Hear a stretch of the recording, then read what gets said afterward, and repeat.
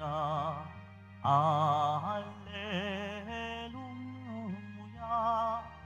Alleluia.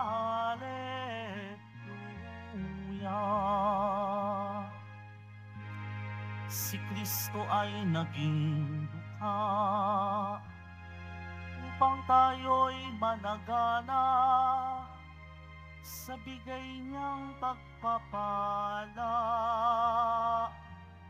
Alleluia, Alleluia, Alleluia, Alleluia.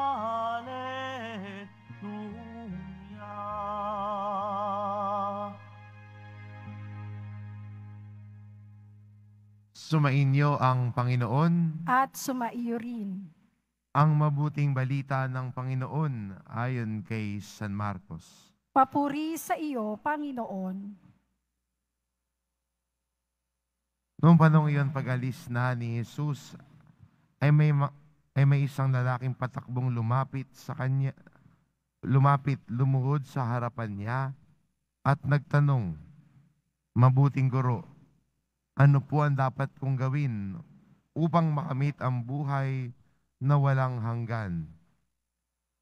Sumagot si Jesus, "Bakit mo ako tinatawag na mabuti?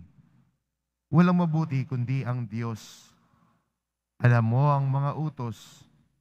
Huwag kang papatay. Huwag kang mangangalunya. Huwag kang magnanakaw. Huwag kang magsisinungaling sa iyong pagsaksi. Huwag kang mandadaya. Igalang mo ang iyong ama't ina." "Guro," sabi ng lalaki, "ang lahat ng yay tinupad ko na mula sa aking pagkabata." Magiliw siyang tinignan ni Jesus at sinabi sa kanya, "Isang bagay pa ang kulang sa iyo. Humayo ka, ipagbili mong iyong ari-arian at ipamigay sa mga dukha ang pinagbilhan at magkakaroon ka ng kayamanan sa langit. Pagkatapos, bumalik ka at sumunod sa akin." Namanglaw ang lalaki nang marinig ito at malungkot na umalis sapagkat siya'y napakayaman. Tinignan ni Jesus ang mga nasa paligid niya at sinabi sa kanyang mga alagad, "Napakahirap mapabilang ang mayayaman sa mga pinagaharian ng Diyos." Nagtaka ang mga alagad sa pananalitang ito. Muling sinabi ni Jesus, "Mga anak, talaga napakahirap mapabilang sa mga pinagaharian ng Diyos. Madali pang makaraan ang kamelyo sa butas ng karayom kaysa pasakop sa paghahari ng Diyos ang isang mayaman." Lalong nagtaka ang mga alagad, kaya't sila'y nagtanungan kung gayoy sino ang maliligtas.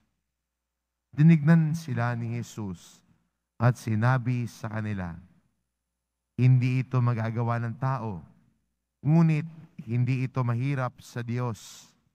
Magagawa ng Diyos ang lahat ng bagay." Ang mabuting balita ng Panginoon. Pinupuri ka namin, Panginoong Heso Kristo. Magsiupo muna ang lahat.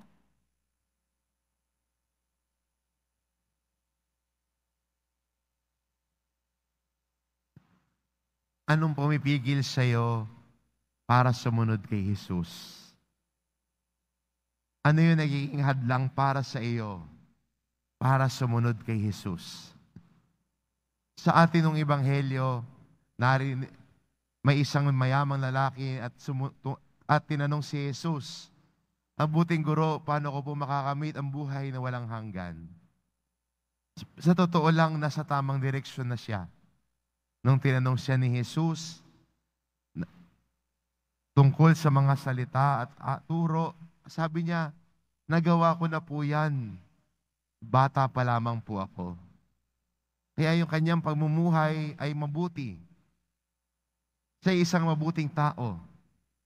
dahil gumagawa siya ng mabuti, sinusunod niya mga aral at utos ni Jesus. Pero nung ni-level up na ni Jesus ang pagtawag sa kanya, ang sabi niya, ibenta mo ang iyong ari-arian, ipamigay mo sa mga dukha, at sumunod ka sa akin. Medyo hindi yata naging maganda sa kanya yung utos na yon. Medyo naging hadlang sa kanya sa pagsunod niya kay Jesus ang utos ni Jesus na yon. Pero hindi lang naman siguro sa yaman. Baka pa sa buhay din natin, hindi lang ari-arian ang hadlang natin para makasunod kay Jesus. Doon sa batang lalaki sa ating ebanghelyo, yung kayamanan ang medyo pumigil sa kanya. Sa atin, magandang itanong, ano ang pumipigil sa iyo sa pagsunod mo kay Jesus? Siguro yung iba, ayaw bitawan yung bisyo. Kaya ayaw sundan si Jesus dahil hindi kayang pakawala ng bisyo.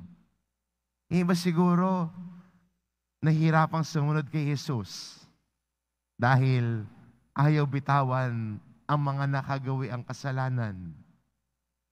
Iba siguro nahihirapan na sumunod kay Jesus dahil sa iba't ibang dahilan.